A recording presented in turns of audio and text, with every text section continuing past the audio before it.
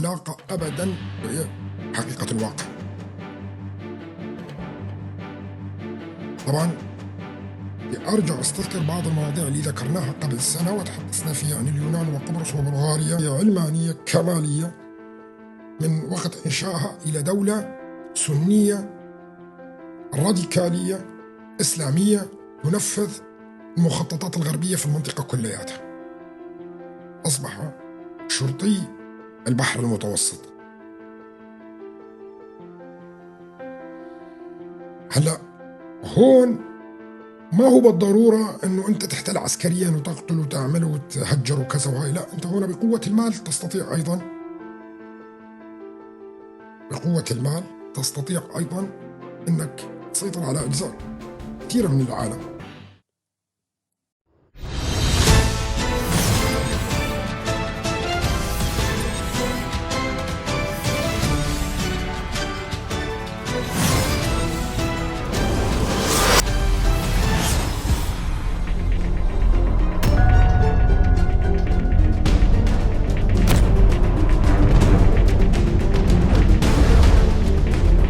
مساء الخير لكل الأخوة والأخوات اللي دخلوا معانا اللايف، تحياتي لكم كل باسمه ورسمه.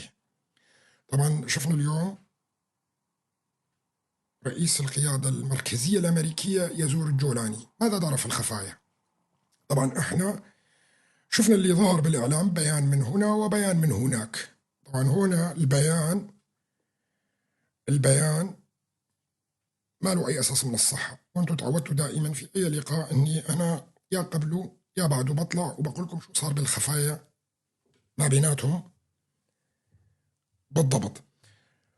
شفنا نحن الترويج الإعلامي اللي حصل من جماعة أحمد الشرع، وقالوا لك والله اجوا وتحدثوا فيه عن قوات سوريا الديمقراطية ودمج وكذا. هذا الكلام كله ليس له أي أساس من الصحة، ما صار هذا أبدا. اللي حصل تماما جاءت الإملاءات الأمريكية العسكرية، خصوصا بعد اللي حصل قبل يومين في دير حافر، وكان تحذير للجولاني بشكل واضح وصريح بأنه أي هجوم على شرق الفرات سيقابل برد من التحالف الدولي بشكل مباشر. مشان نكون واضحين، أي هجوم على شرق الفرات سيواجه بقوات التحالف الدولي وتدخل مباشر. وهذا كان إنذار غير مباشر أيضا عن طريق الجولاني لتركيا نفسها أيضا، وكل اللي تصوغ له نفسه بأنه يتعدى على شرق الفرات.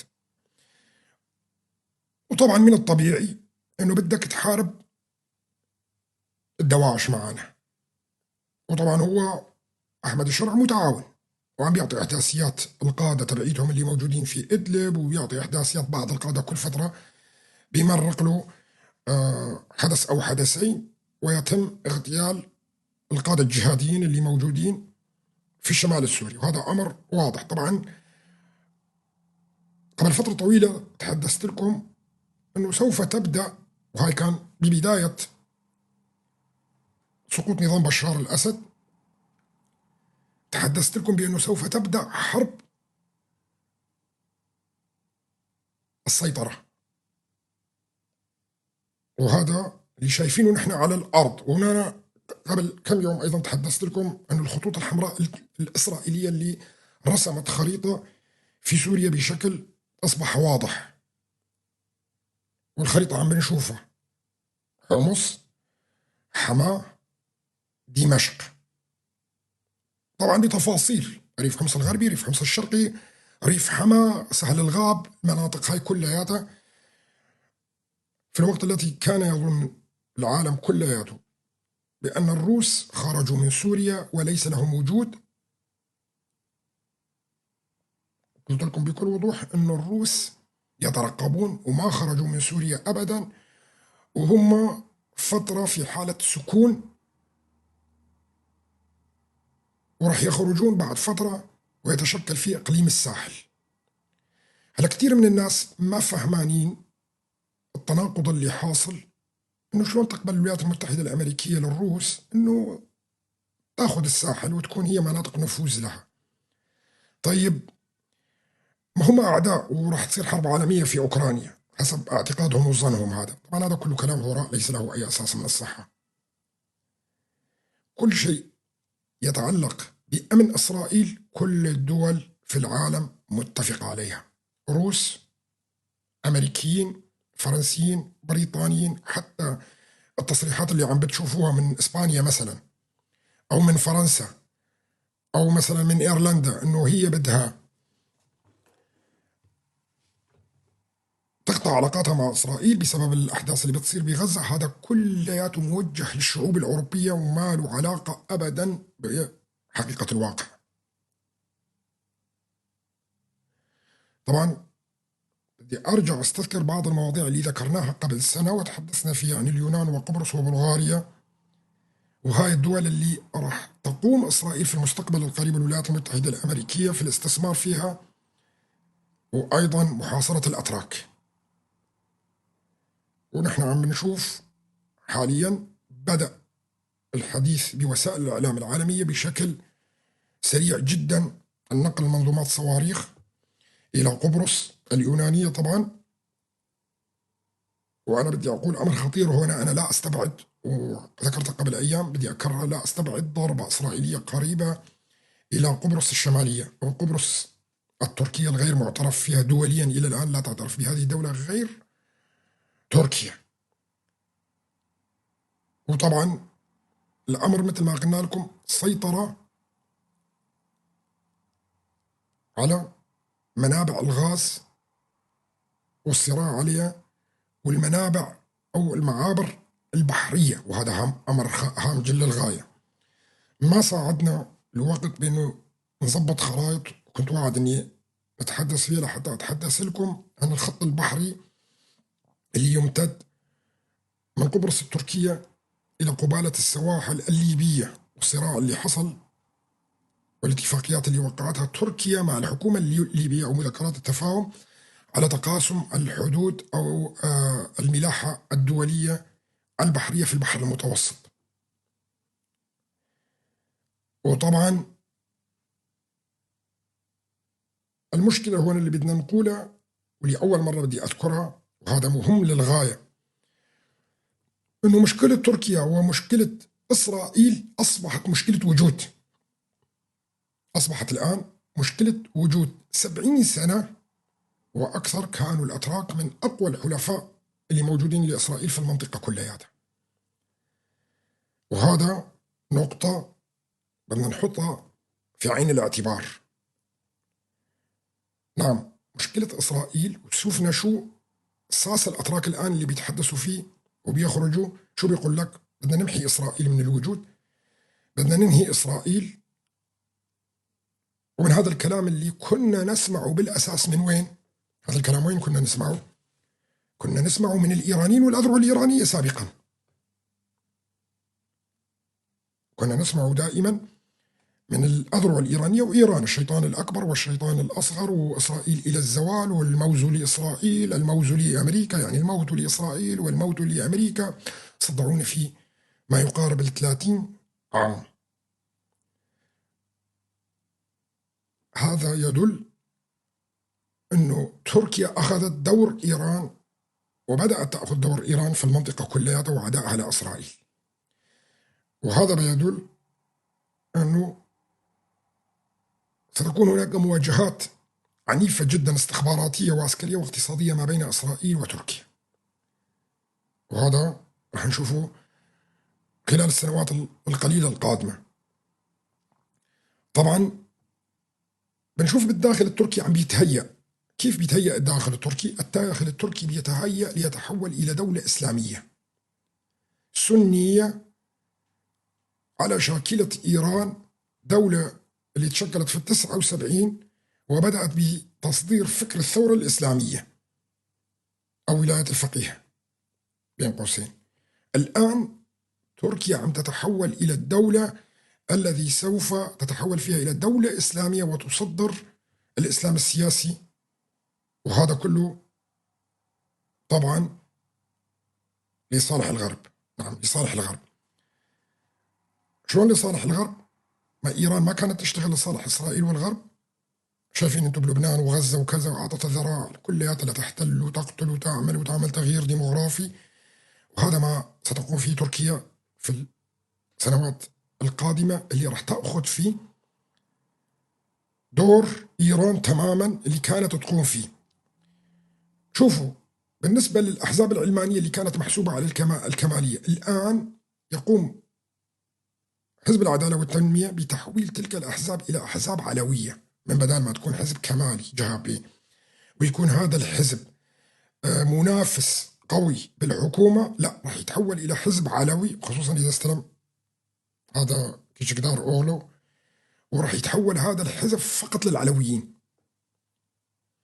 وراح يكون السمة الطاغية في تركيا الإسلام بعد التعديلات الدستورية اللي راح تحصل، ويعطي الصلاحية أكثر لتحويل تركيا من دولة ديمقراطية علمانية كمالية من وقت إنشائها إلى دولة سنية راديكالية إسلامية تنفذ المخططات الغربية في المنطقة كلياتها. وهي الخطة اللي يعمل عليها الآن في تركيا. هذا أمر مشان بس تفهموا الكلام اللي أنا عم بقوله. يعني كله مخطط له، يعني كله مخطط له، حتى الأتراك مو بإيدهم، مشان تعرفوا الأمر هذا. هذا هو الدور المطلوب من أردوغان، تحويل تركيا إلى دولة إسلامية راديكالية سنية تصدر فيها الجهاديين إلى العالم. وبدليل أنه الأتراك كانوا أكثر الداعمين للدواعش سابقا، وكانوا كلياتهم يمروا عبر أراضيها، والغرب ساكت عليه كلياته. هل المخابرات الغربية والإسرائيلية والعالمية ما بتعرف أنه تركيا كانت تمرق آلاف الإرهابيين من جميع أنحاء العالم وتدخلهم إلى سوريا والعراق؟ أكيد تعرف كل شيء، لكن هذا كان يسعدهم، لذلك كانوا ساكتين عليه إلى الآن.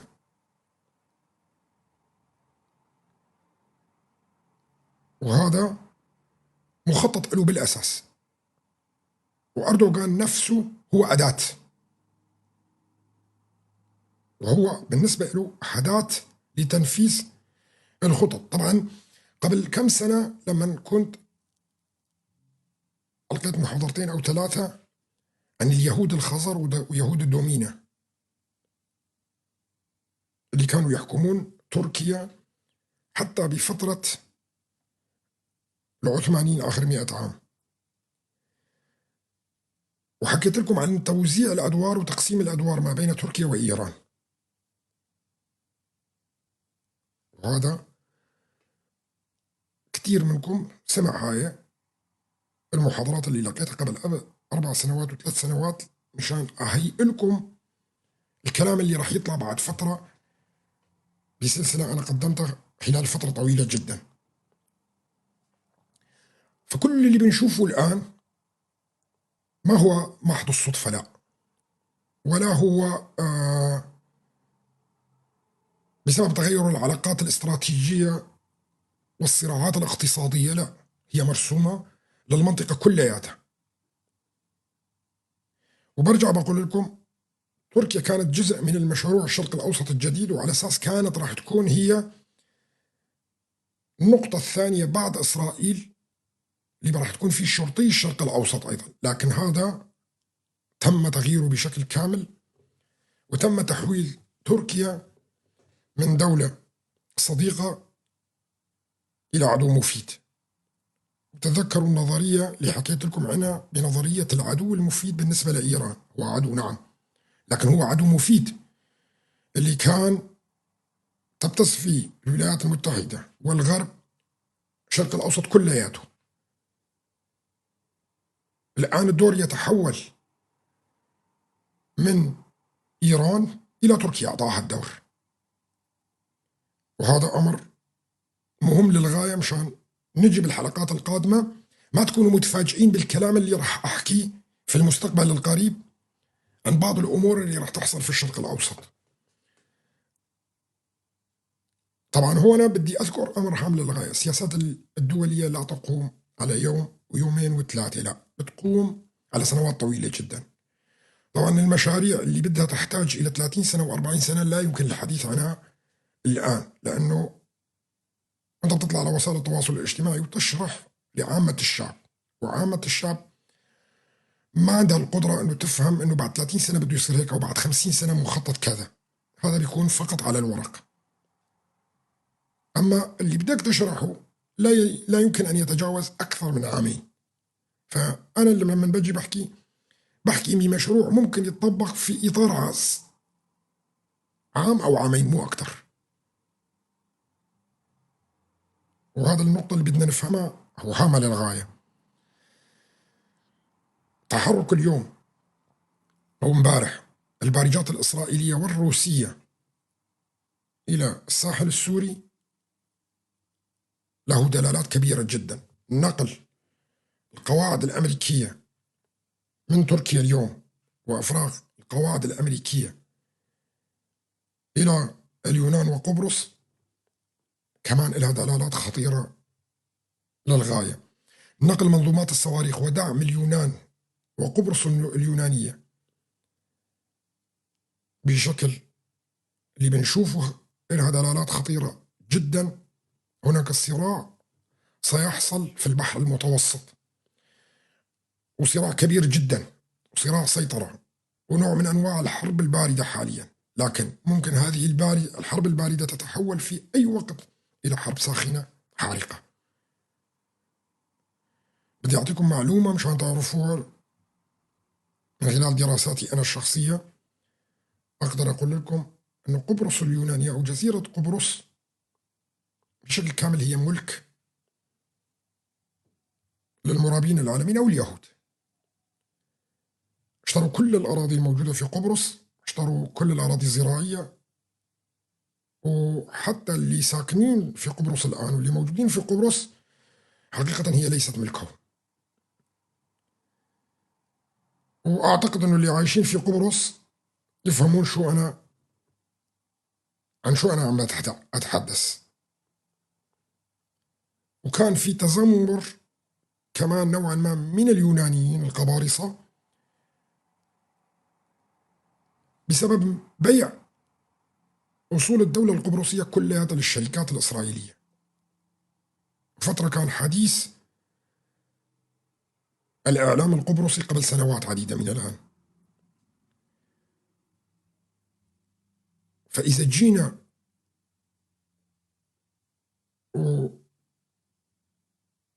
وحسبناها وحللناها، حقيقة قبرص هي ملك لإسرائيل. طيب هل قبرص لها علاقة بإسرائيل الكبرى أو دولة داود أو مملكة داود سابقا؟ نعم، لأنه من ضمن مملكة داود كانت قبرص في التاريخ حسب الكتب اليهودية القديمة. قبرص هي ملك لإسرائيل الكبرى حسب اعتقادهم هم طبعا هون.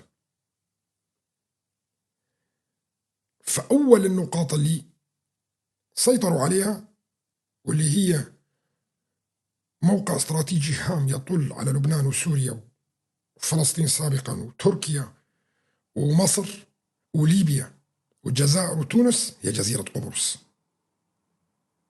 هي جزيرة قبرص. اللي بيسيطر على جزيرة قبرص أصبح شرطي البحر المتوسط.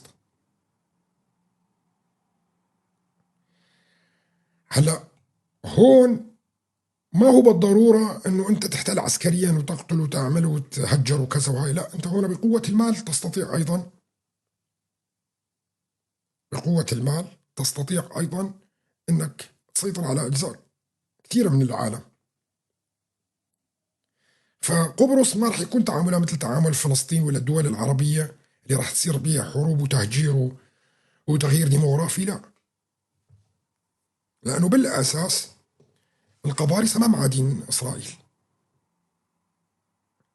وبدي أسألكم سؤال، القبارصة من أي مذهب؟ هم مسيحيين طبعا، بس أي مذهب؟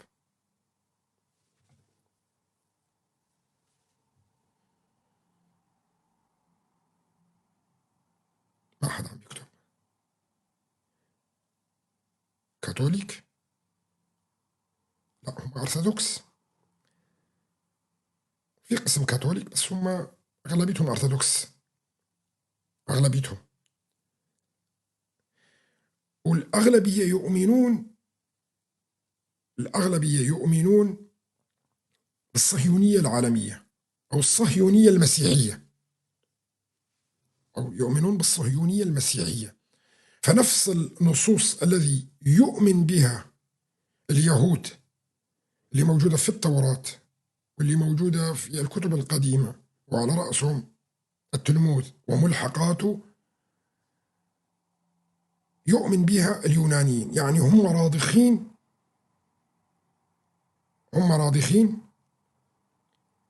إلى إسرائيل والكتب القديمة تبعيتها. فالإيمان تبعهم نفس الإيمان، أن مملكة داود يجب أن تعاد، بناء المعبد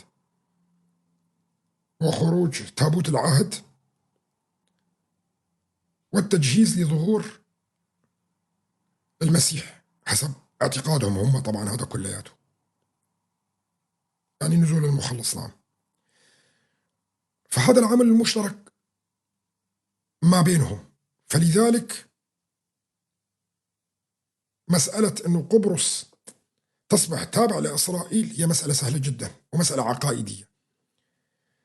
كثير من الناس بتظن أنه اللي بيحصل في الشرق الأوسط والعالم هو فقط مسائل اقتصادية. نعم، مسائل اقتصادية صحيح، لكن هي جزء من المسائل كلياتها. يعني هناك في معتقدات دينية قديمة جدا تنفذ على الأرض، وقسم منها أيضا هي المخططات الاقتصادية. طيب، في الكتب القديمة ما هو السر وراء عداء الصين؟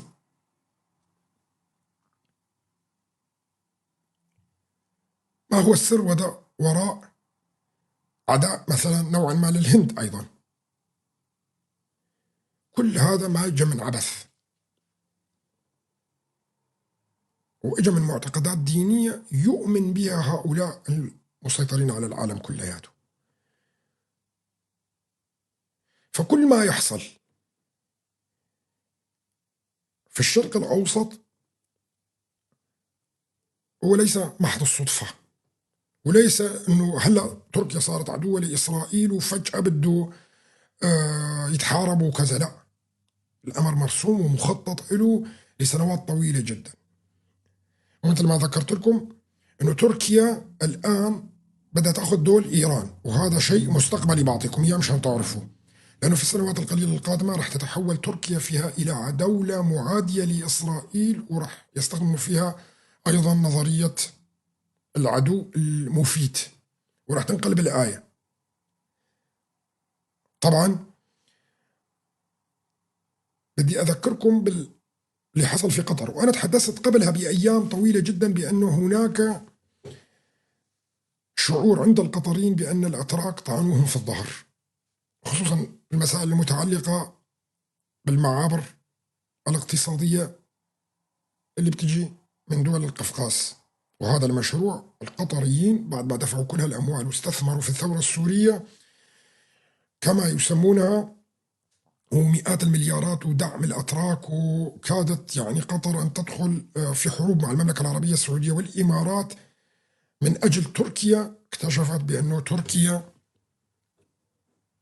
ما كانت إلا تستبد قطر وتسحب منها الأموال، وأنه مصلحة تركيا إذا تقضت أنه تتخلى عن قطر راح تتخلى عن قطر. هذا لازم نعرفه كم.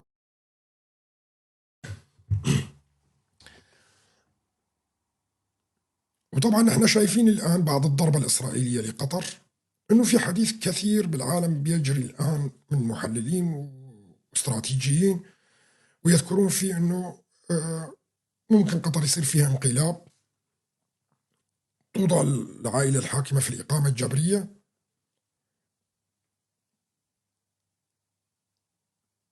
سعودية مثلا تحتل قطر، ويتكلموا كثير عن هذا الكلام. بدنا نجي ونذكر موضوع هام للغاية وطرحته كثير، وقلت لكم قطر ما هي إلا أداة، ما هي دولة. حقيقة ما هي دولة، هي فقط أداة وبنك دولي بريطانيا استقطعته من الخليج العربي لحتى تكون إلها مهمة، اللي هي شارة معاوية ما بينها وما بين تنظيمات الراديكالية في العالم كلياته والغرب، وهي اللي كانت ممول لكل الحركات الإسلامية والراديكالية في العالم. خليني أقولها بالعامية، يعني من بدل ما يجوا يدعموا الحركات الراديكالية وينفضحوا بشكل مباشر الغرب وعلى رأسهم بريطانيا، لا، كان عندهم قطر اللي هي كانت بإيعاز منهم ادعموا هدول ادعموا هدول ادعموا إيران. شايفين العلاقة ما بين قطر والأذرع الشيعية وعلى رأسها حزب الله وإيران وغيرها، وشفتوا علاقتها أيضا في أفغانستان مع التنظيمات الراديكالية اللي محسوبة على الجهاد السلفي السني، فكانت تدعم الاثنين المتناقضين بالأساس. ما احنا حسب ما نعرف كلياتنا أن التنظيمات الراديكالية كانت السنية كانت على عداء بشكل مباشر، عداء عقائدي مع الشيعة والأذرع الشيعية، فكانوا يسمونهم الروافض، وكان حرب بيناتهم وحرب إعلامية طويلة جدا. فشلون قطر اللي بتدعم حركة إخوان المسلمين واللي هي تدعم الجهادية السلفية بنفس الوقت كانت تدعم الأذرع الشيعية وإيران وعلى علاقات قوية جدا مع الاثنين، فهذا هو دور قطر،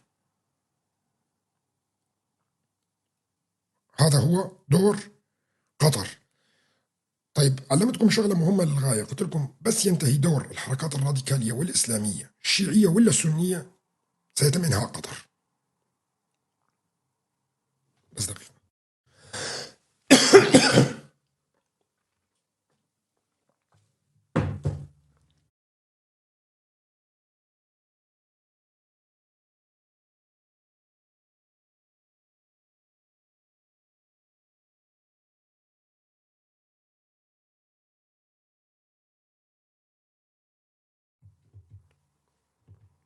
عفوا، يعني بمجرد انتهاء دور الحركات الإسلامية سوف ينتهي دور قطر بكل بساطة، بكل بساطة سينتهي دور قطر. فهون احنا بدنا نراقب شيء مهم للغاية، هل انتهى دور الحركات الإسلامية الشيعية والسنية في الشرق الأوسط وانتقلنا إلى مرحلة جديدة، أم لسه في إلها شغل الحركات الإسلامية؟ وهذا المعيار اللي راح يحدد لنا تماما أنه هل قطر مستمرة أم غير مستمرة، وهذا أمر هام للغاية. نرجع لموضوع الصراع التركي الإسرائيلي، وهو غاية في الأهمية والتحضير الآن في الدول المحاذية لتركيا. اليوم طلع لنا الرئيس الأرمني بتصريح كمان خطير. شو قال لك؟ قال لك الروس لم يعودوا حلفائنا مثل قبل وما كانوا صادقين معنا. انت حليفك ما يقارب 1000 عام، يعني من حرب الروسية العثمانية اللي امتدت 300 عام، واللي تقريبا فنى الأرمن، يعني الشعب الأرمني كان المفروض الآن يكون ما يقدر ب 100 مليون أيضا موجود، لكن بالحروب اللي حصلت ما بين القيصرية الروسية والدولة العثمانية راح فيها مئات الآلاف من الأرمن اللي كانوا هم رأس حربة في الحروب مع الروس، ومن هذاك الوقت هم حلفاء للروس. وحتى لما سقطت القيصرية الروسية في الثورة البلشفية انضموا إلى الاتحاد السوفيتي وقتها كجمهورية. بعد كل هاي السنوات بيطلع الرئيس الأرمني الآن وكل المجازر اللي حصلت في الأرمن وبيقول لك الروس ما كانوا صادقين معنا ولم يعودوا حلفاء بالنسبة لنا. هذا واضح أنه توجه نحو الولايات المتحدة الأمريكية وإسرائيل. طبعا لعبوا لعبة كبيرة الأمريكان أيضا، بأنه أقنعوا الأرمنيين والأذريين بأن يوقعوا اتفاقية سلام وينهوا الصراع التاريخي. طبعا أذربيجان ما كانت موجودة في التاريخ. أذربيجان قامت على أنقاض الأرمن من بحر قزوين للبحر الأسود، وهذه المناطق كانت كلها بالأساس أرمنية، لكن الأذريين أخذوها خلال سنوات الحروب كثير وغيروا ديمغرافية المنطقة أغلبيتها. فهذا العداء التاريخي بيطلع مباشرة الرئيس الأرمني ويذكر أنه الروس لم يعودوا لنا حلفاء. الروس يعني لم يعودوا لنا حلفاء، هذا يدل بأنه توجه نحو إسرائيل والولايات المتحدة الأمريكية، هنا مو تركيا عشان تفهموا الموضوع. لكن الأمريكان لعبوا على الأتراك لعبة، وأوهموهم أنه في مشاريع اقتصادية وطرق غاز وتجارة، ورح نسمح لكم تنشئوا دول مثل الاتحاد الأوروبي ما بين الدول اللي ناطقة باللغة التركية. يعني تخيل أنه هل تسمح إسرائيل بإنشاء اتحاد قوي جدا ما بين الدول اللي تتحدث اللغة التركية القديمة تقريبا خلينا نقول، وينشأ بيناتهم تحالف أو اتحاد أو أي شكل من أشكال التعاون، وهؤلاء الدول كلها نفطية وغازية وتمتلك مقدرات هائلة جدا. إسرائيل وأمريكا راح تسمح لهم بكل هالسهولة تنشئ دولة جديدة، ومثل ما بيقول الأتراك أو حلم الأتراك الدولة الملية تبعهم. والتوجه اللي حصل إنه نحن ما بقى نقدر نجيب الدول العربية وندخلهم في المشروع الملي، وما بقى ما بقى نقدر نحط ليبيا وشمال افريقيا كلياتها ونعمله تابع للدولة العثمانية سابقا.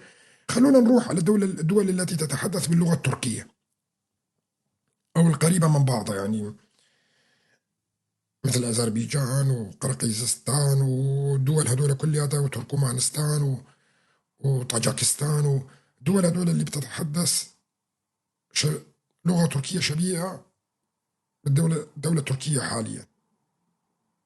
وصار التوجه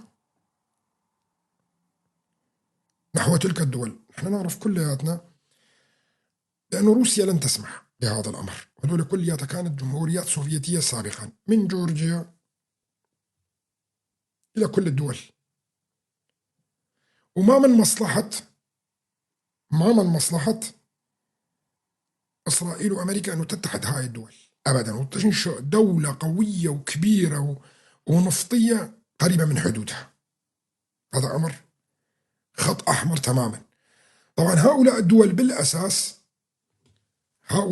بالأساس هي حليفة لإسرائيل وأمريكا. مثلا أذربيجان من أكبر الدول الحلفاء لإسرائيل سابقا ضد إيران، حتى مع أنه أذربيجان وإيران شيعيتين. أرمينيا المسيحية كانت متحالفة مع إيران ضد أذربيجان. هنا المفارقة بالموضوع بأنه حلفاء الأمس تحولوا إلى أعداء اليوم، وأعداء الأمس تحولوا إلى حلفاء اليوم، وهذا عبارة عن تبديل الخارطة السياسية في المنطقة كلياتها. وبدي أرجع للنقطة الأساسية والمهمة واللي قلت لكم لأول مرة راح أقولها: وجود إسرائيل يحتم بالضرورة أن لا تكون هناك دولة مثل تركيا. وجود تركيا كدولة واحدة ومستمرة يجب إنهاء إسرائيل كدولة في المنطقة هاي كلها. فهاي معادلة بدنا نفهمها بشكل واضح، والآن لأول مرة أتحدث من هذا الموضوع.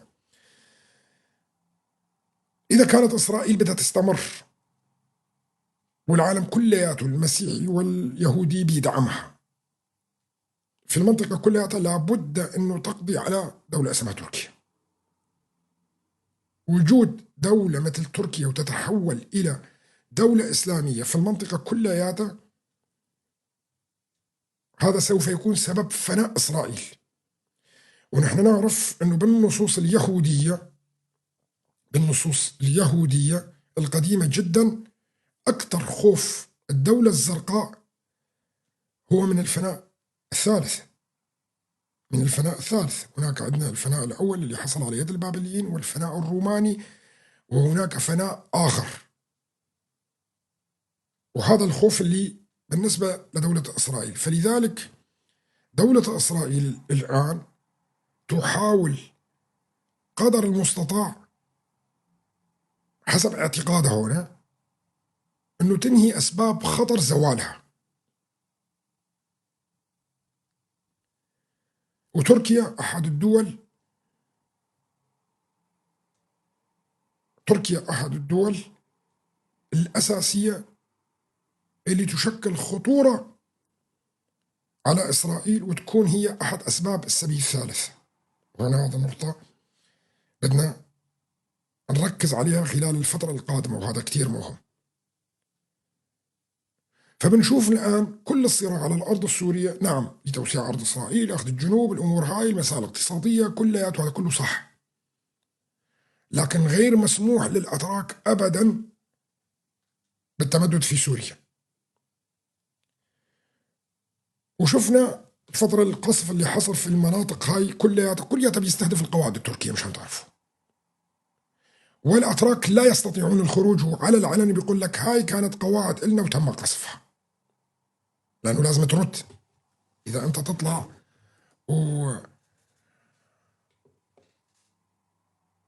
وتقول إنه والله أنا انقصفت قواعدي، هذا شيء مهم. وأساسا هي قواعد سرية كانت تنشأها تركيا، سواء كانت في حما، في اللاذقية، في المناطق هاي كلها. فشفنا نحن تحرك الجيش الإسرائيلي بشكل كبير إلى الساحل السوري. طبعا الأنباء الآن تتوارد بشكل كبير جدا بأنه الولايات المتحدة الأمريكية تقوم بسحب قواعدها الموجودة في تركيا إلى قبرص وإلى اليونان، وهذا كمان مفارقة كبيرة جدا. اليوم شفنا ترامب بتصريحاته شو بيقول؟ بيقول انه انا ما بتاثر شخصيا، ومو نتنياهو الذي يحكمني. هذا الكلام كمان اعتقد انه سمعتوه مني قبل سنتين بايام بايدن، ولما قلت لكم الصراع ما بين بايدن ونتنياهو هو صراع كسر عظم، لن يتمكن بايدن بالاستمرار، ومستحيل انه يترشح للانتخابات، ولن يكمل ابدا، لانه مصالحه الشخصيه تتعارض مع مصالح نتنياهو، ونتنياهو اقوى. قلت لكم الكلام هذا كلياته. وحكيت لكم أن دونالد ترامب إذا نجح بالانتخابات الأمريكية راح يكون الفضل لنتنياهو. إن شاء نتنياهو أن يفوز ترامب في الانتخابات الأمريكية سوف يفوز، وأعتقد أنه ترامب سيفوز بالانتخابات الأمريكية لأنه مقرب جدا من نتنياهو. وذكرت لكم أيضا مطولا بأحاديث طويلة جدا أنه فترة ترامب القادمة ما راح تكون مثل الأربع سنوات اللي قبلها اللي حكم فيها، مو نفس السياسة، راح يكون متغير تماما. واللي بيحكم الولايات المتحدة الأمريكية ليس ترامب، هو نتنياهو حقيقة. وكثير من الناس وخصوصا أخواننا العرب بيظنوا أن الأمريكان عندهم مصالح مع إسرائيل، وفي وقت من الأوقات ممكن يضحوا بإسرائيل مقابل أموال العرب، وهذا تفكير ساذج جدا، لأنه الرابط ما بين إسرائيل والولايات المتحدة الأمريكية ليس رابط اقتصادي، لا، هو رابط عقائدي اللي هو أقوى من الرابط الاقتصادي. وملزم الولايات المتحدة الأمريكية والغرب كلياته يحافظ على تفوق إسرائيل في العالم كلياته، مو بس بالشرق الأوسط، بالعالم كلياته ملزم، وهذا واجب ديني. بتشوفوا أنتم الروس، طيب إسرائيل مانا حليفة الولايات المتحدة الأمريكية وبريطانيا هن اللي أعداء روس؟ ليش الروس بيدعموا إسرائيل وواقفين معاها بكل خطوة؟ شو ما طلبت منهم الروس جاهزين، بدليل كانوا يقصفون الإسرائيليين أكبر حلفاء الروس اللي هو نظام بشار الأسد في سوريا، وما كان الروس يصدر منهم تصريح حتى ضدهم. هذا أمر كان واضح للعيان حتى تفهموا المسألة السياسية بالمنطقة كيف بتدور.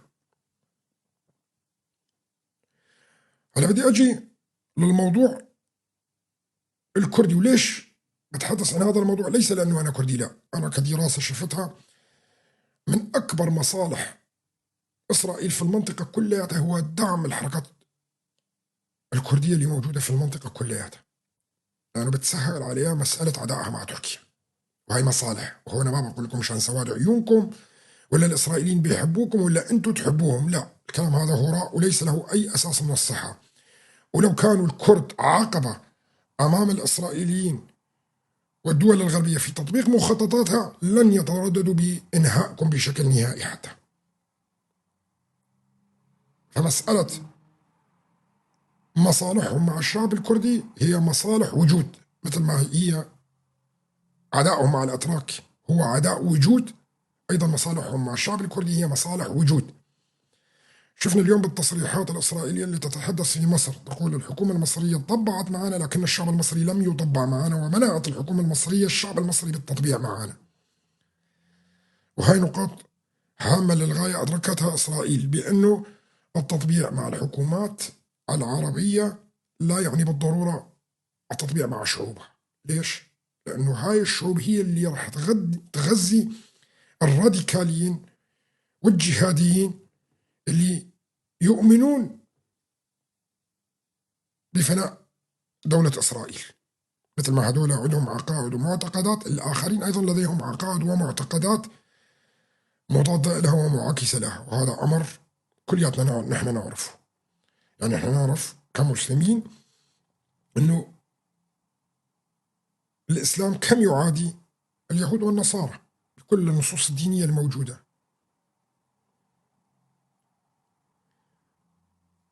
أعتقد أنه ما حدا يختلف معي، لأنه بجيب لك آيات قرآنية ونصوص وأحاديث نبوية بطمرك فيها طمر. فبيقول لك لا تجعلوا اليهود والنصارى أولياء لكم، كلام كتير وأحاديث نبوية ونفس الشيء وكذا، وأنه بني إسرائيل غضب عليهم رب العالمين وأنه هم ملعونين، ومن هذا الكلام كلياته أنه يجب علينا إفنائهم ووجودهم. نفس الشيء نجده عند اليهود أيضا، يتحدثون بنفس المنطلقات الفكرية حسب عقائدهم. فهنا الصراع ما هو صراع على حدود أو صراع اقتصادي ينتهي ويزول بزوال الأسباب، لا، هنا الصراع هو صراع عقائدي وعميق ولا يمكن مسحه من عقول ومن بطون الكتب.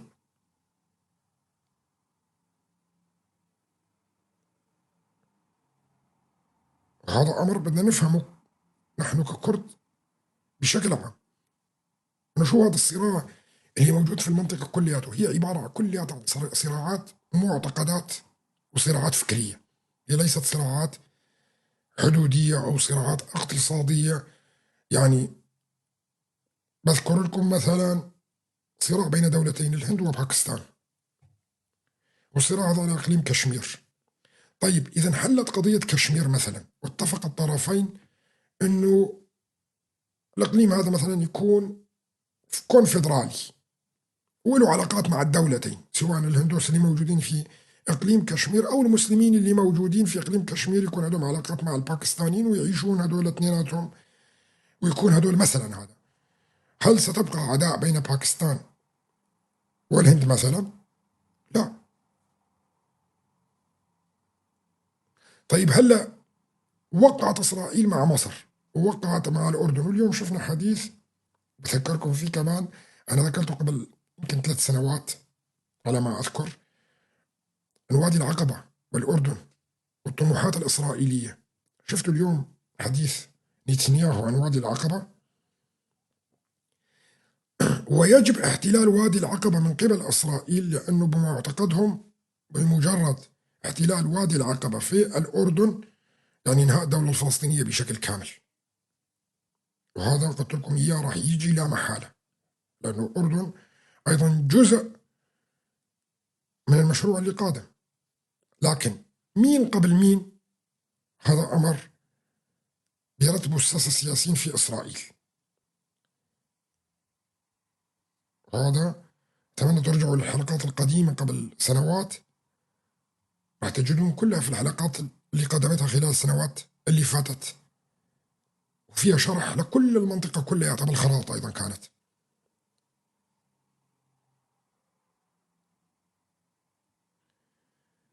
فكل اللي بيصير هو مرسوم له. وبرجع أكرر لكم، إسرائيل قادرة على إنهاء كل التنظيمات الفلسطينية الموجودة سواء بالضفة الغربية وفي غزة أيضا، لكن ليس من مصلحتها إنهاء، ليس من مصلحتها إنهاء نهائيا، وليس من مصلحتها الآن تدمير تركيا أيضا، عشان تعرفوا، لأن تركيا عندها مشروع، لأن المشروع هذا راح يعطي ذراع لإسرائيل في المستقبل باحتلال مناطق أكثر. وأكبر دليل إسرائيل أخذت قبرص، وقريبا راح تأخذ قبرص الشمالية أيضا، عشان تعرفوا. قبرص الشمالية الجزء الصغير اللي موجود بإيد تركيا قريبا سيخرج منه الأتراك بشكل كامل. وهذا كله مرسوم.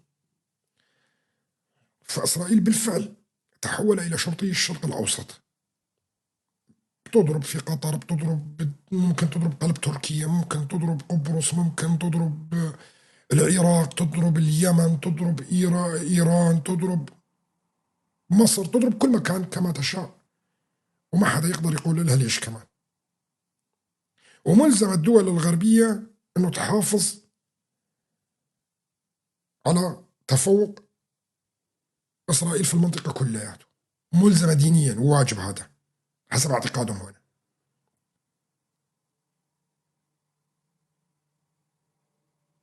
فلذلك كل اللي بتشوفوه اللي بيحصل وعربدة إسرائيل وضربها كل مكان ما أنه جاي من فراغ.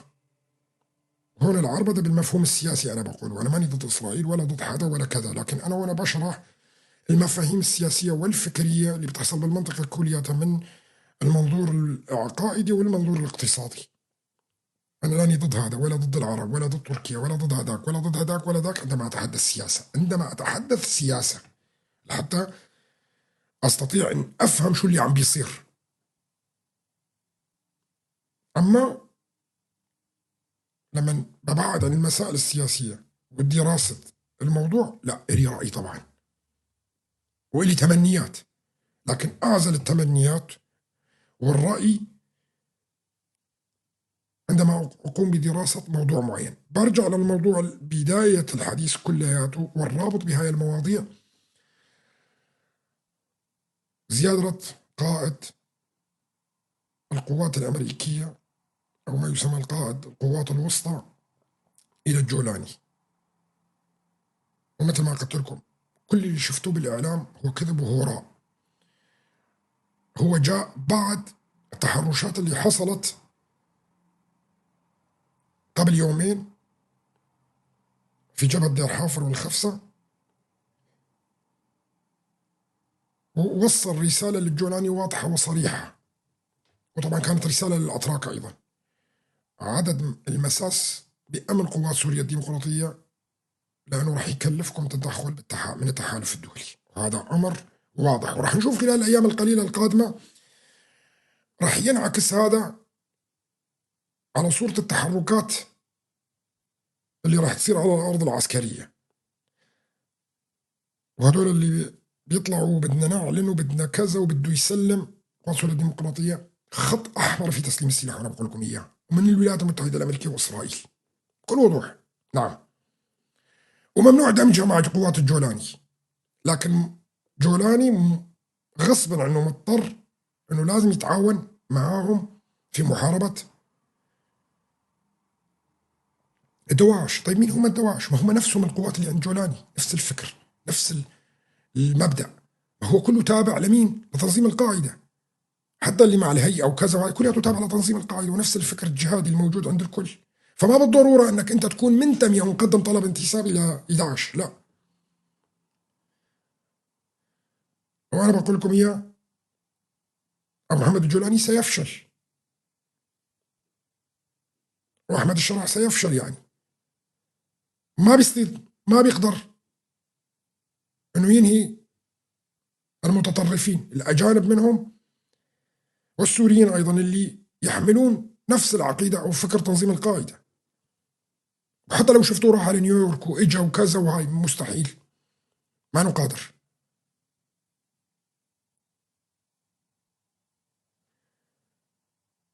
وقرار من الدولة الزرقاء بدها تقسم سوريا، بدها تقسم سوريا لا محالة، لأنه هاي راح تكون بوابة تقسيم دول عديدة جدا في الشرق الأوسط.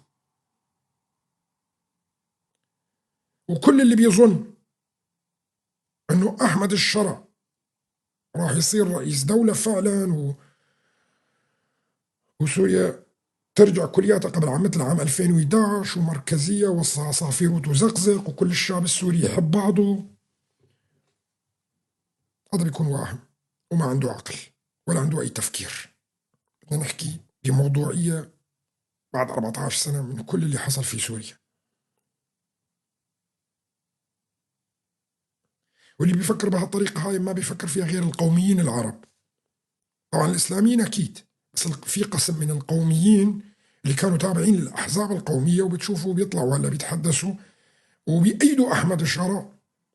وهي غرابة الأمر، بأن القوميين تحالفوا مع الإسلاميين، وهذا ما شفناه سابقة تاريخية يعني قبل الآن، لكن المصالح تحتم. فبنشوف نحن كثير من القوميين اللي بيطلعوا الآن، وفي قسم آخر اللي بيفكر بوحدة سوريا اللي هي مو سوريا هاي اللي نحن فيها، لا. يعني القوميين بيفكروا انه نحن لازم نقضي على اسرائيل وندمر اسرائيل، ومشان لانه هاي جزء من سوريا الكبرى، والاردن لازم تنضم، ولبنان ولواء اسكندرونه وهضبه كيليكيا وهاي كلياتها بالنسبه للمفهوم القوميين انه هاي كلياتها سوريا الكبرى. وهذا المبدا اللي اساسا كان طرحه زكي الارسوزي، اللي اول ما نطلق كلمه بعث، واللي كان هو صاحب فكره حزب البعث، مع انه ما انضم له الا متاخر. والحزب القومي السوري والأحزاب القومية المنبثقة من الأفكار هاي كلياتها، هذول عايشين بأوهام، وما في شيء اسمه بالتاريخ أساسا أمة سورية، وهذا كله بطيخ مبسمر. إذا كنت بدك ترجع للمفاهيم الإسلامية يعني بلاد الشام حسب التقسيمات اللي حصلت في الدولة الأموية والعباسية، ومن بعدها الدول اللي اجت على المنطقة كلياتها إلى عهد العثمانيين. نعم، كان هاي اسمها بلاد الشام، بس بلاد الشام ما بتوصل لنهر الفرات على فكرة، بس بتوصل لنهر الفرات، ومن أعلى هاي كلياتها كان اسمها بلاد الشام إلى كان يصل إلى وين؟ إلى سيناء. على فكرة حتى سيناء هي بلاد الشام عشان تعرفوا. يعني من نهر الفرات إلى نهر النيل هاي بيعتبر كان بلاد الشام. وأساسا هاي كلياتها حتى في قبل 3000 سنة كانت مع حروب مع دولة مصر القديمة، وكانوا يسمون هؤلاء الآسيويين. ونحن بنشوف النقوش المصرية القديمة اللي موجودة باللغة الهيروغليفية، بنشوف تصوير كيف كانوا يسمونهم الآسيويين، وكانوا بيذلوهم يعني بالصور وكذا، لأنه طبعا أعداء وبيناتهم حروب وكذا. ونحن ما بننسى قصة أحمس الأول مع الآسيويين. فهاي كلياتها من فجر التاريخ كانت تسمى منطقة واحدة، وهاي المنطقة أساسا ما كانت بلاد الشام قبلها. بلاد الشام سموها العرب سموها بلاد الشام. فما في مفهوم سوريا الكبرى، وهاي كذبة تاريخية كذبها القوميين على أنفسهم قبل أن يكذبوها على الشعوب العربية.